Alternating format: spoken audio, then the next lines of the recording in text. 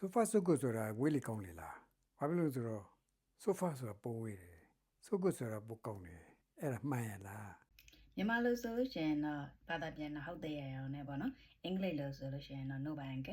ဘာဖြစ်လို့လဲဆိုတော့ so far so good ဆိုတဲ့ဆက်ထဲက English idiom ဖြစ်ပါတယ် English idiom နေဆိုတာစကားလုံးတစ်လုံးချင်းစီကိုဘာသာပြန်ပြီးတော့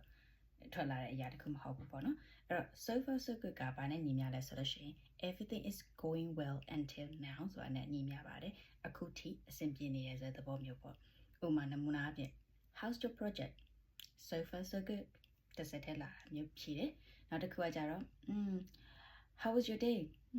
so far so good ခုရောကောင်းနေခဏနေတစ်ခုခုဖြစ်ချင်လဲဖြစ်မှမဖြစ်ချင်လဲမဖြစ်ဘူးအဲ့တဘောမျိုးပြောတာပေါ့နော်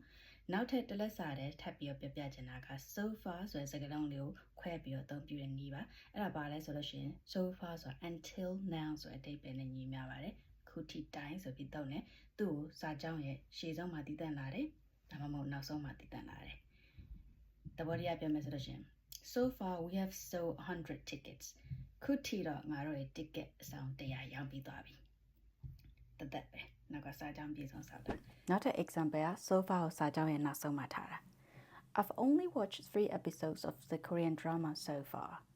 Korean drama မှာ episode 3ခုပဲအခုထိကြည့်ပြီးသေးတယ်ထပ်ကြည့်ရင်လည်းကြည့်မယ်မကြည့်ရင်လည်းမကြည့်ဘူးအဲ့ဒါပေါ်မျိုးပါOkay, thank you so much for watching. နားလည်မယ်လို့မျှော်လင့်ပါတယ်။နောက်ထပ်ဗီဒီယိုများကိုလည်း Zoe English YouTube နဲ့ Facebook channel မှာကြည့်ရှုအားပေးနိုင်ပါတယ်။ How's my lesson so far?